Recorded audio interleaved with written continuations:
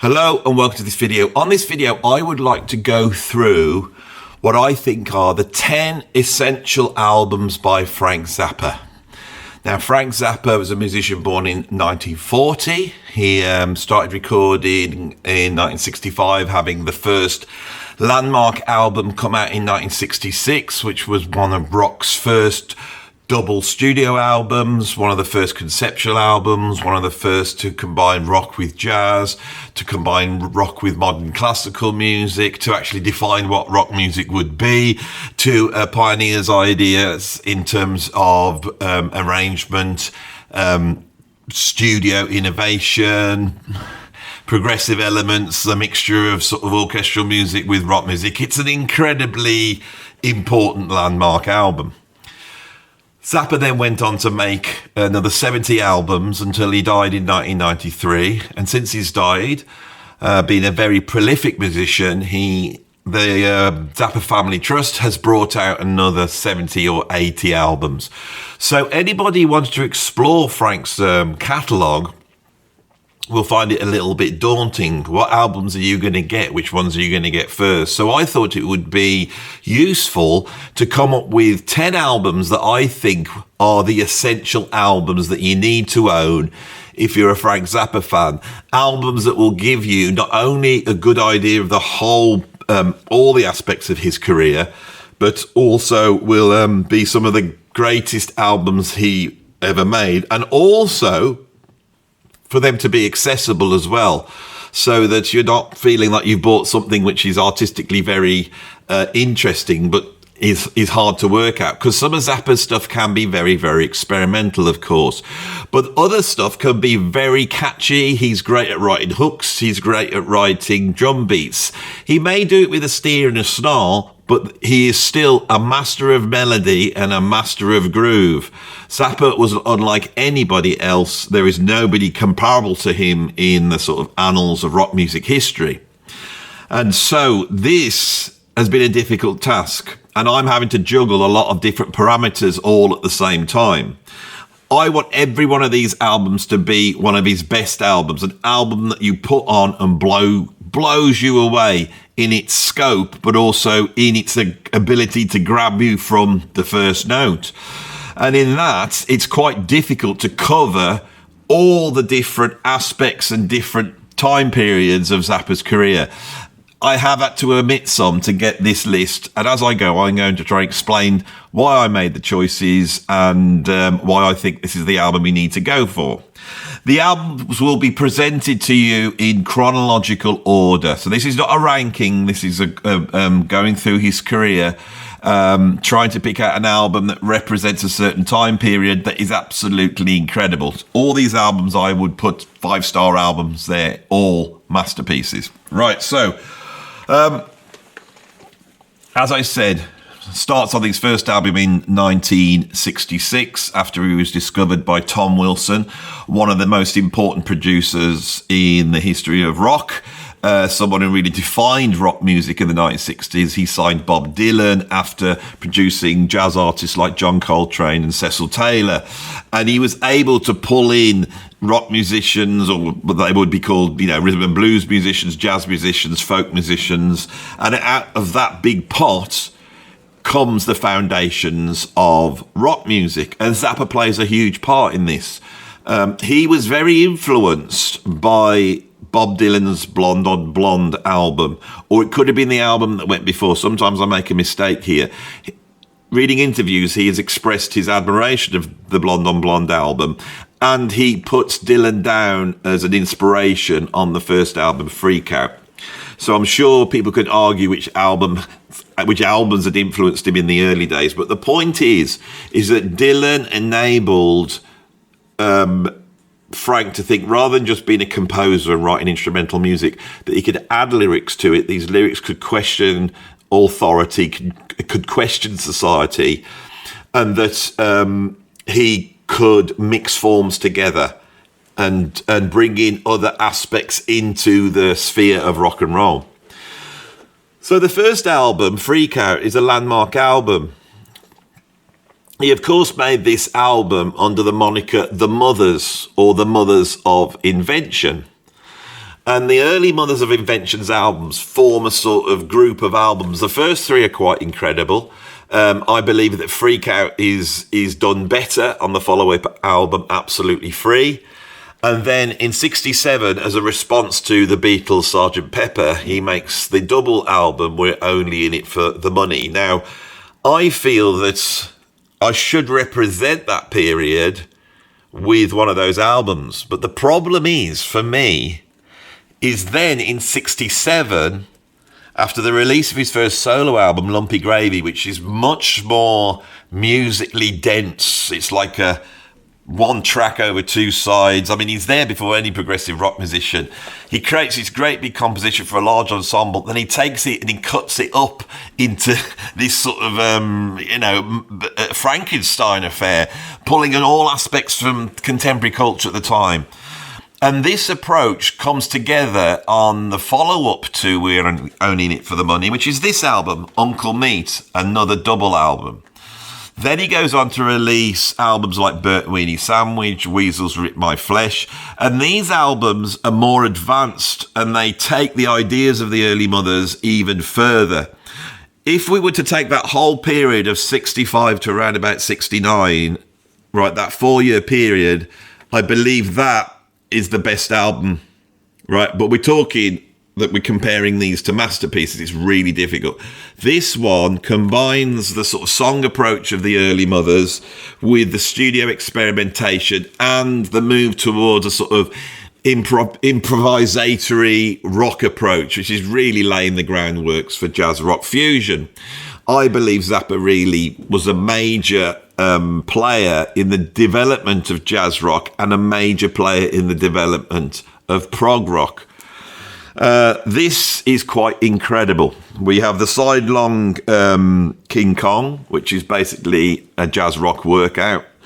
And on here, we get all sorts of strange compositions, studio experimentation, like schlocky cover versions of Louie Louie. But they have some of his best songs. So if you want to hear what the early Mothers sounded like, right, that song approach we have on here, Sleeping in a Jar, Electric Aunt Jemima. There's a whole raft of tunes, vocal tunes, in amongst the studio experimentation and improvisations.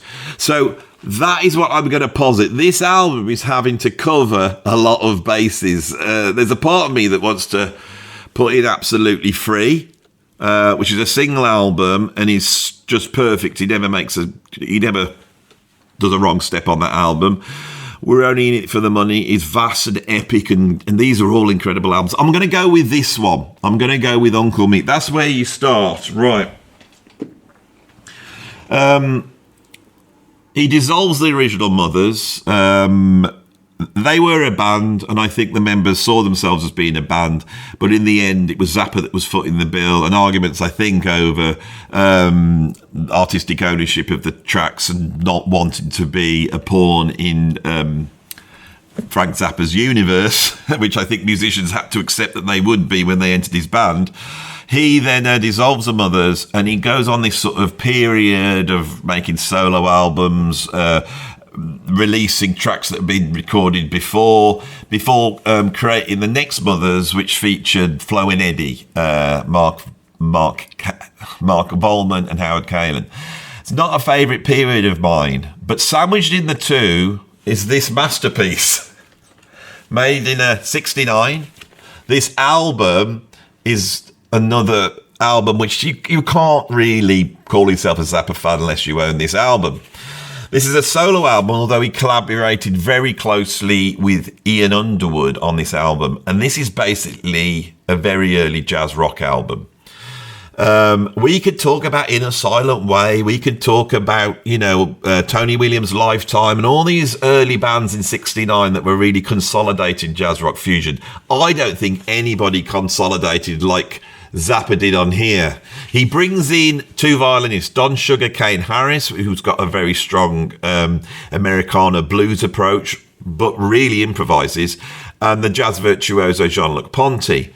He creates a form where you get one long improvised track on each side, sandwiched between some of the most beautiful, incredibly arranged compositions that Frank ever wrote.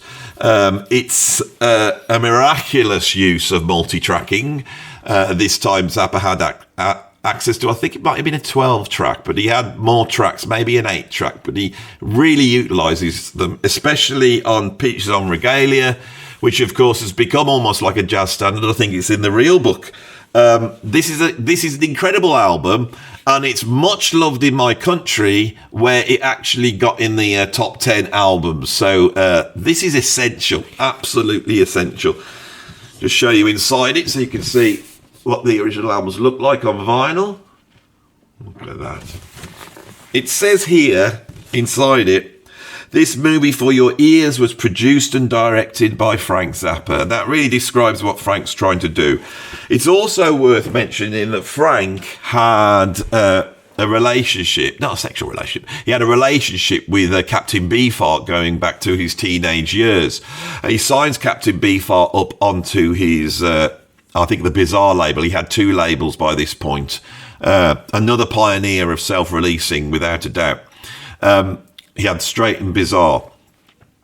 And he produces a Trap Bass Replica, which I don't think Frank actually did that good a job on, but that's another video altogether. I think I've done that video, actually. I'm sat in a churchyard, aren't I, when I do that one? The collaboration and link between Beefheart and Zappa is very important. They did come together in 1975 and did an album called Bongo Fury, which is a middling album in Zappa's catalogue. A great album, but a middling album. It wouldn't get on this list. By getting Hot Rats, you also get the track Willie the Pimp with Beefheart singing, and that really means you've got something to represent that relationship or collaboration, although I don't think they got on that well. Anyway, so that's the second album. We now go into the sort of Flo and Eddie period, and he starts to explore the comedy aspects of his approach. On the early Mothers, it's much more biting and political.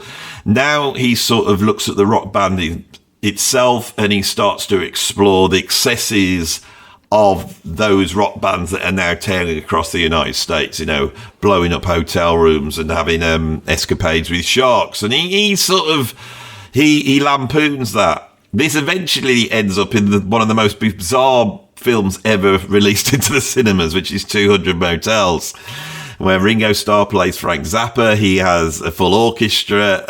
I don't want to get into that. The soundtrack album, although I've never really liked the mix, but the soundtrack album is probably his greatest album from that period. Chunga's Revenge is great. I'm not so keen on Just Another Band from LA or Live at the Fillmore. I think those are some of his weakest albums. Whilst out, you know, singing all these sexual and scatological songs that sort of got him a reputation for that, some deranged fan who thought Frank was eyeing up his girlfriend, and he may well have been, decided to push him off the stage into the orchestral pit, and he broke his pelvis and ended up in a wheelchair for a year. Unable to tour, he put his incredible musical mind to composition, and he created 2 large-scale albums, Waka Jawaka, which is incredible, and the one I'm going to put forth, which is the Grand Wazoo. What's the difference between them? Waka Jawaka is more Miles Davis, it's more Bitches Brew, but this one is more Zappa's own sound, which Zappa was great at fanfares. Often Zappa would write stuff that sounded like it should be played in a gladiatorial, you know, Colosseum. He has this ability to create fanfares. In 1970, he hooked up through John Luc Ponty with a very important musician in the Zappa world, which is George Duke. George Duke was a virtuoso jazz pianist. He comes into the Zappa band, and he's reluctant to do all the sort of tomfoolery and, you know, sort of Three Stooges type of stuff that he wants his musicians to do. But he did it, and it changes George, and George starts to sing as well. Thus creating the sort of bedrock for George Duke's career. If you're into Zappa, you need to go and check out George Duke's career, because it's not just straight fusion. It's very funky, but it's very Zappa-like as well. But that's another video. I've done that video as well on George Duke. You can go and check it out. Forgot what I've done. George Duke is on this album, and he is absolutely incredible. His solo on Eat That Question is incredible. We've got Blessed Relief on here, which again is in the real book, one of his most beautiful melodies. On side 1 for Calvin and the Grand Wazoo, a much more sort of expanded compositions with space for improvisation. This is an orchestra, and it's not a rock group. It's an expanded band, almost like a big band. We've got 21 people in this band. I'll show you them. These albums are quite unique in Zappa's catalogue. But you could swap this one out and go and get Waka Jawaka. There's nothing between them, really. Whoops. This perhaps has a better cover as well. But they both got great covers. So, now he's hooked up with George Duke. They end up going out on tour with the Mahavishnu Orchestra in 1972. And I think Zappa's quite intimidated by the Mahavishnu Orchestra. He sees something going on there. And suddenly his sort of art rock, modern classical approach doesn't seem so cool, I think.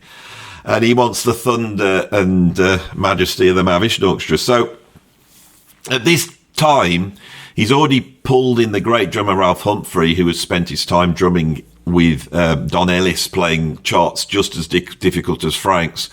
He's in the band. They make an album called Overnight Sensation, which is one of Zappa's greatest albums, one of the most popular albums, and is probably the worst omission on my list. That's followed up by Apostrophe, that contains Don't Eat the Yellow Snow, which is equally great. And then in 1975, he releases One Size Fits All, which is often seen as being the greatest album in Zappa's catalogue, but it's not the greatest. What it is very representative of what Frank does. So you'd think I would have put it on this list.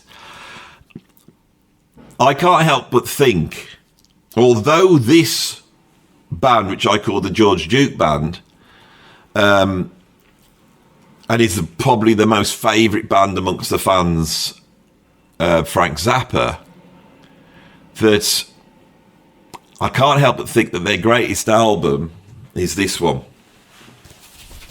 the Roxy and Elsewhere, which seems like a live album, and it is a live album, but some of these tracks are live, but some of these tracks have been embellished in the studio, exactly like some of the tracks that you'll find on One Size Fits All.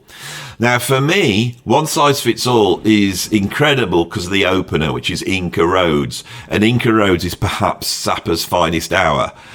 We also get some great tunes on there, like, Camarillo Brillo, Andy, which I'm very fond of because it's got me. It's not about me, I don't think. I think it's about Andy Devine, which was that sort of a rather chubby character that appeared in John Wayne films, usually driving a stagecoach. Very strange references Frank gets into. But I feel this sort of One Size Fits All does sag a little bit. I don't know what everyone thinks about that. I think as an overall album, Apostrophe is actually got more amazing Zappa moments on it. Apostrophe is great as well. We're talking of the best of Zappa. This is a double album, and I've tried to put in this double album, so you might get 10 records, but you're probably going to get 20 discs worth of stuff if you go for this list. And this is the best one. It just is. And the thing is when Zappa saw the Mahavishnu Orchestra, it was Billy Cobham. I think that approach on drums, him being a drummer, suddenly something clicked. And he went and got Chester Thompson. Ralph Humphrey eventually gets fed up, I think, of playing alongside Chester, because he was doing an incredible job. And he goes, and Chester ends up playing on One Size Fits All. But on this album, you have both drummers at the same time. This is the album that influenced Genesis to have two drummers, and they actually went and got Chester to join their band, right? This is the greatest of the George Duke albums. It's mind-blowing and monumental, and could well be Zappa's greatest album. Who knows, right? With Chester jumping ship to Weather Report and then Genesis, with Ralph Humphrey going solo and George Duke going solo, the classic band by 75 was no more. He formed a new band with Terry Bozzio on drums, which is going to go on to do some incredible stuff. They make an album called Zoo to Laws. Again, a middling album. I love it, but it is a middling album. But throughout this period, he was recording tracks for what would have been his absolute masterpiece. I think it would have been a 3-album affair, triple album of everything he does. The comedy stuff, live stuff, guitar solos, jazz rock fusion type stuff, orchestral stuff, and some of the most advanced compositions he ever made. And this album was going to be called Leather, but he got into a wrangle with his label Warner Brothers and he decided to walk. And he walked out, and they owned all these recordings. And because it was more lucrative to divide those tracks up, they released them over 4 albums. They put all the live stuff onto Zappa in New York. They released all the sort of jazz fusion East type stuff as Sleep Dirt, which is one of Zappa's greatest albums. They released a lot of the incredible compositional stuff as Studio Tan, and the orchestral stuff came out as orchestral favourites. They went and got the artwork done without Zappa's approval, but they were very lucky with the artist Gary Panther that seemed to, make, with 3 of the albums at least, 3 of the most iconic covers. So that I love those albums. I absolutely love those albums. But you can go and get now a reconstituted Leather. I know it looks like it's pronounced lather, but it's got them 2 dots over it, which I think makes it sound like leather. This here, we got 3 discs here, so it could have well been 4 albums. I mean, the compact disc being so long. This is just chock full of Zappa stuff. It features some of sessions from the George Duke era, so I felt by putting this in, that boosts that up a bit. A lot of stuff from the Terry Bozzio era, some of the best stuff. It's got on it Gregory Peccary, The Adventures of Gregory Peccary, which is a whole side long, and is perhaps the most monumental, complex recording ever made in rock history. I mean, I really believe this. When I listen to it, I think, how the hell did he put this together? It tells a story of a little pig called Gregory Peccary, and he discovers time, and in discovering time, all the hippies suddenly find out how old they are, and it upsets society. He becomes very hated because he discovered time. So he gets his car, drives out to the mountains, and he meets Billy the Mountain, tying into the track Billy the Mountain, which came out on, was it Live at the Fillmore East? Gregory Peccary's incredible. It's like Zappa's finest moment. We got the Black Page on here. We've got things like Titties and Beer. There are a lot of famous tracks on here that were originally on other albums. He also stitches this together with lots of sort of weird lumpy gravy-esque editing. I mean, if this had come out, we would probably be going, Zappa was amazing, he made 70 albums, this was the masterpiece. I think we'd be saying that. Right, Terry Bozzio Band. Terry Bozzio Band, by this point, Zappa has got a mobile recording studio which travels with him on tour, and he's now able to record absolutely everything. And in doing this, he starts to explore very strange ideas. He explores ideas that nobody else has really done. Part of it is recording tracks live, editing them together from different live performances, and then embellishing that in the studio, so you don't know what's live and what's in the studio. And also taking, say, the guitar solo from one track and the bass line from another track and the drum part from another track, and just putting them together and seeing what happens. Now, he manages to do this. He manages to do this on a double album, which went on to be perhaps Zappa's most accessible album.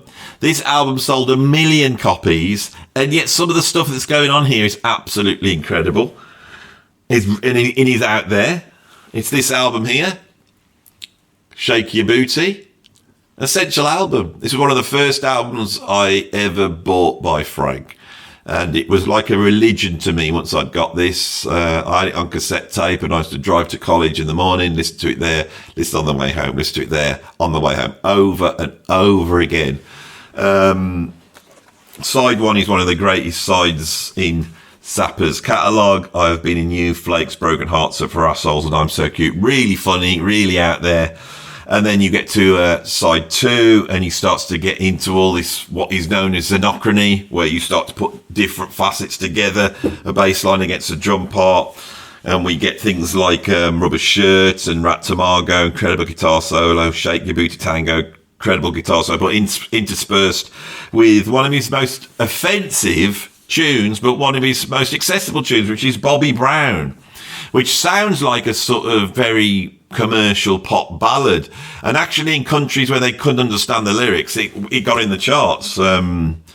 Side three, again, mirrors side one, with Baby Snakes, Trying to Grow a Chin, City of Tiny Lights, Dancing Full, Jewish Princess. Incredible stuff, funny, out there, accessible, and really offensive to virtually every sort of identity group out there. And then you put it on to side four, and you have two tunes, Wild Love and Yo Mama. But if you sit and listen to it, it sounds like one tune all the way through. And it finishes with an incredible xenocronous guitar solo. Sheik Yerbouti is essential. Right. Because he's recording all of the concerts that are going on, and he's developing a certain approach to rock band improvisation, he, for me, is doing something that Miles Davis did with Tony Williams in the 1970s. He's restructuring how to improvise in a high-powered rock band and Terry Bozzio does an incredible job, you know, comping behind these guitar solos. But when he goes to join the band Group 87 in around about 78, 79, Zappa pulls in the greatest drummer that's ever lived, in my opinion, which is Vinnie Colaiuta. And he starts to record guitar solos live with Vinnie comping behind him. And Vinnie is one of the first drummers to really understand tuplets, metric modulation, and polyrhythms. And he has an ability to pick these up at lightning speed. Zappa takes many of these guitar solos that have been recorded live over many years and stitches them together into a mail order triple box set called Shut Up and Play Your Guitar. Then the next album was called Return of Shut Up and Play the Guitar. And then the last one, I think, is called The Son of Shut Up and Play Your Guitar. Something like that. Later on, that was released all in one go as a big box set. He pulled in Steve Vai at this point, a very young Steve Vai, 19 years old, to transcribe the guitar solos on here. This is really weird that on the Essential albums, I would put in an album that originally started off as a mail order album. It seems like something that is quite esoteric in its catalogue. But for me, as a jazz rock drummer, there are moments in that history which redefine how you comp as a drummer. Like I said, Tony Williams with Miles, and in Tony Williams' lifetime, Billy Conn with the Mavish Orchestra, Gary Husband on the first Alan Holdsworth albums, and this, it's incredible. Right. With Vinny in the band, he goes back in the studio in 79, and he makes, he actually releases two albums under the moniker Joe's Garage, Acts 1 and then Acts 2 and Acts 3. Acts 1 comes out as a single album and Acts 2 and 3 comes out as a double album. That was later on put together into a box set. This is incredible stuff. Now, I have to warn you that the album cover might offend some people. And as you know, I don't like offending people. Remember, I didn't do this album cover. This exists in the world. And if you cannot deal with it, then I apologise, and I've warned you if you were a bit sensitive. But I'm going to show you the album. I'm going to tell you why I've been so giving you such a sort of trigger warning for it. So Joe's Garage, the cover looks like that. Now, someone I know has got in a lot of trouble in a college for, showing the students that seemed like they could not take it. Now, Frank Zappa, who had worked in mixed race bands right back to the 1950s, had championed not only black artists and white artists together in all of his bands, but also championed a lot of female artists as well. Frank was not a racist. So what we're seeing here is not Frank, being racist. We've got Frank critiquing that. Now, you might say, okay, Andy, but what is the actual album about? It's about a period of time in the future, perhaps, the future in 1979, when rock and roll no longer exists, because records no longer exist, because for some reason they can't afford to make the records anymore. So there's no more records. This guy wants to play in a band, and he joins the band, but through that, he sort of goes into sort of totalitarian state. There is a thing called the central scrutinizer. That seems to be watching what everybody's doing. And he gets in trouble. What for, I don't know.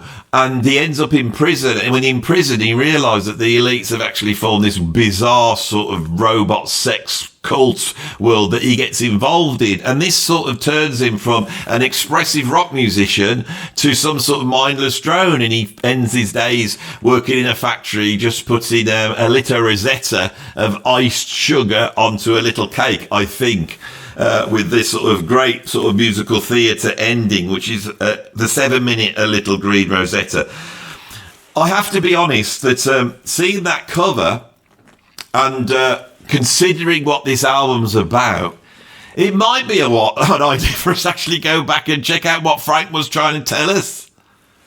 Because and people will know this, and it divides the audience, I'm not too keen on people telling other people what they should think, what they should say, or what they should do. It's not that I condone what they say or do, but I just don't feel arrogant enough to have them think my moral opinion is more important than theirs. I would rather go, I don't know. I don't agree with you, but let's have a conversation because I don't know which one's right. They're very extreme opinions, but you say them rather than not saying them because we need to sort this out.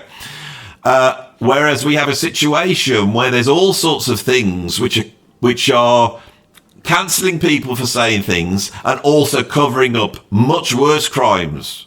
We're quite aware of this now. Now, you could call that woke, you could call it the Illuminati, you could call it whatever you want. But I think Zappa's term central scrutinizer is the best term. If you want to know what I'm against central scrutinization. That's what I'm against, and I hope all of you are. I'm sure there's nobody saying, no, I think we need to study whatever anyone says. And the powers that be, that have the power, if anyone says anything they don't like, I think they should be shut up, right? The question is whether you have been brainwashed by the media, something that Zappa, lampooned over and over again, and that your beliefs actually line up with exactly what they want you to think, or maybe mine do. Who knows? Zappa, for me, as an artist, was deeply involved in exploring these ideas. Deeply involved. So I didn't want to hold this up because I knew that some people might see that and just go, I'm unsubscribing. But in the end, you have to look where the art is. I can't do this channel unless I am looking where the art is and not just doing stuff to make people like me. And that's something I've considered over and over again. And I have decided that if my channel does not get the subscribers, because in terms of views and in terms of reach, my subscriber numbers are actually quite low.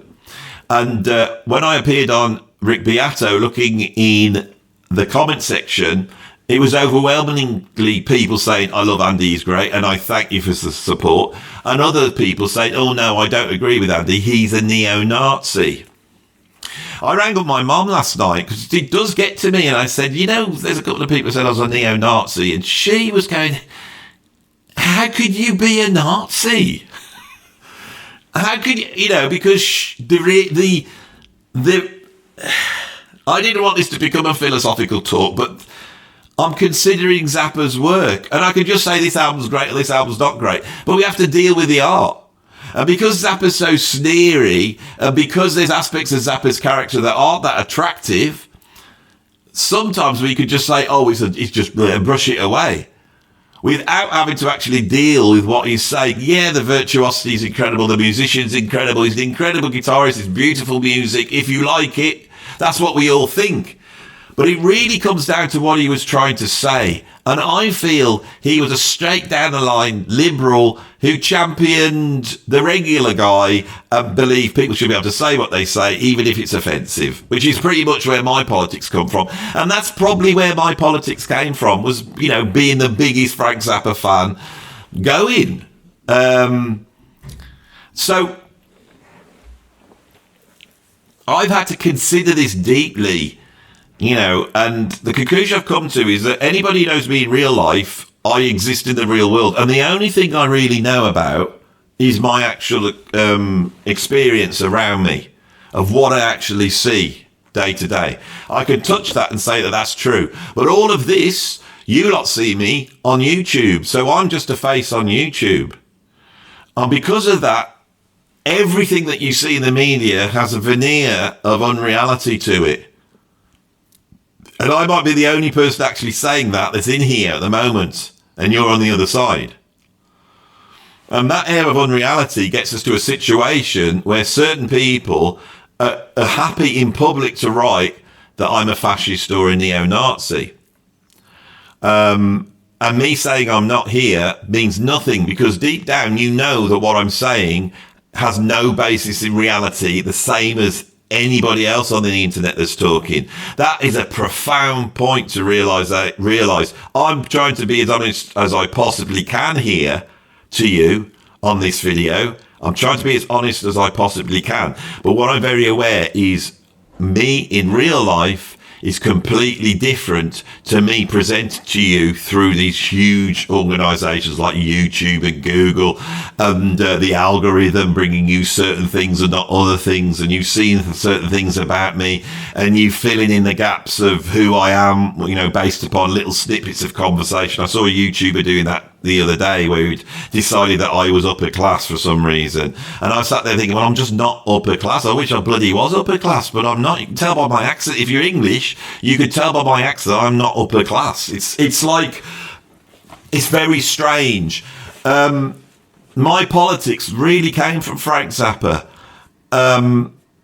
He says on one of the albums, you know, just let people do whatever they want, and if they stop someone else from doing what they want, then you have to negotiate. He says it in a much more sort of, you know, folk hero type of way. What track is that from?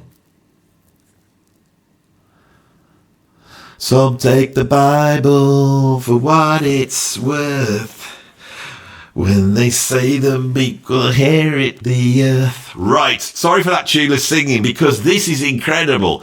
Because the next album I'm going to posit is this from 1980. New band, we've got Steve Vai in the band, the great Dave Logan that only really made this album. So this is like a one-off. This album's perfect. It's a load of really accessible Zappa type tracks, brilliantly produced, and they all run together. So when you put this album on, it actually feels like one track, which is showing you aspects of American culture at that moment in time. And many things on here have ramifications, because I just searched through. If you check out on side 3, there's a track called The Meek Shall Inherit Nothing.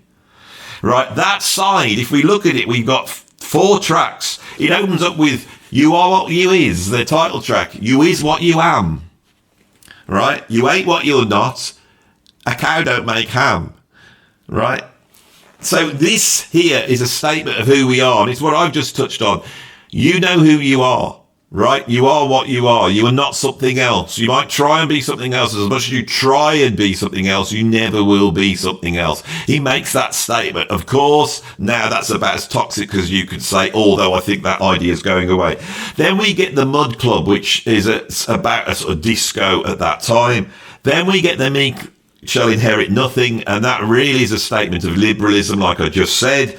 And then you get this incredible sort of almost like rap track called Double Over, where Zappa just raps over this sort of heavy, groovy beat, and it's really about the Middle East. If you get, you will see how accurate he was in terms of what he was lampooning in society. This album is one of his greatest albums. As times go on, I think this could be maybe his greatest album, or eclipsed by the last one I've got on my list of essential albums, which is the album that came out in 1982. Now, of course, in 1982, I think his eldest daughter, Moon Unit, was about 13, 14 years old. And she's got a dad who's quite strange. The house is full with all sorts of weird people. And his dad sleeps in the day and then makes weird noises down in the basement at night in his huge recording studio. And she never gets to see her dad. And then he goes out on tour. So she passes a little note under his door and says, why don't you make a track with me? And she goes in and she makes a track which lampoons sort of the valley culture where she's grown up. You know, rich sort of Californian kids with too much spare cash going down the shopping mall. And they develop this way of talking. And she comes in and lampoons this on a tune called Valley Girl. Zappa makes the track with her. She then takes a recording of that, takes it to the local radio station. They play it, and before you know it, Zappa has his one and only hit. Right? His one and only hit record in the States. He had hits elsewhere. So I feel you have to have Valley Girl. It's just an essential track. So this album, on side one's got Valley Girl. Before that, you've got a track called No Not Now, which is also very accessible, really cool track. And then a really strange track, like almost like 50s science fiction weirdness called I Come From Nowhere, which is quite strange, and then goes into an incredible guitar solo. But side two here, this and Gregory Peccary are the two finest moments. This looks like 3 tracks, Drowning Witch, Envelopes, Teenage Prostitute. But when you listen to it, of course, it runs all together. It's incredible. Absolutely incredible. And when you listen to it, you get to the end of that 20 minutes and Teenage Prostitute ends, and then you suddenly hear the audience start clapping, and he then introduces the band. You're sat there going, that was live? Well, it was live, but it also wasn't live. It's an incredible example of the way Zappa stitched live studio overdub sections together, and the way that he was able to create coherent structures. One of the few rock musicians that could actually bust out of the 4-minute tune and create beautifully controlled and contained structures. It's an incredible thing. That's the last album I've got. Of course, in 1982, Frank had exactly 11 years to live. He carried on. He made another studio album, Humorous, which is incredible. Nearly made the list. Man from Utopia, great album. He then starts to do the sort of synclavier computerized stuff. In 86, he brings out Jazz from Hell. He'd showcased that on the album before, which was called The Mothers of Prevention. I really haven't got any synclavier stuff on here, so that is a big omission, and I'm owning up to it. Also, he started to work with various orchestras. He worked with Pierre Boulez, he worked with the London Symphony Orchestra, and then he probably did it most successfully working with the Ensemble Modern on the Yellow Shark that came out the year before he died. If you want an orchestral album, go for the Yellow Shark. There is an orchestral album on here, and that's Orchestral Favourites, because it's buried within Leather. So I have sort of done that, but that's an album I'm missing. If you want something that represents his synclavier stuff, get his last studio album, which is Civilization Phase 3, which is like a sort of follow-up to Lumpy Gravy.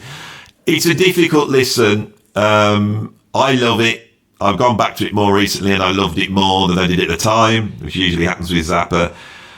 So I've admitted that. I saw Zappa in 1988 when he did his sort of last big-scale tour.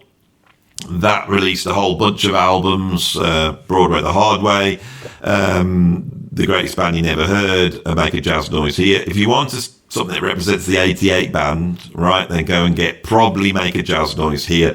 So I've added a few extra ones onto the list, but that is my 10 essential Zappa albums. I'm golden like the Clappers. I filmed this already. I've done this before, and I wasn't happy with it.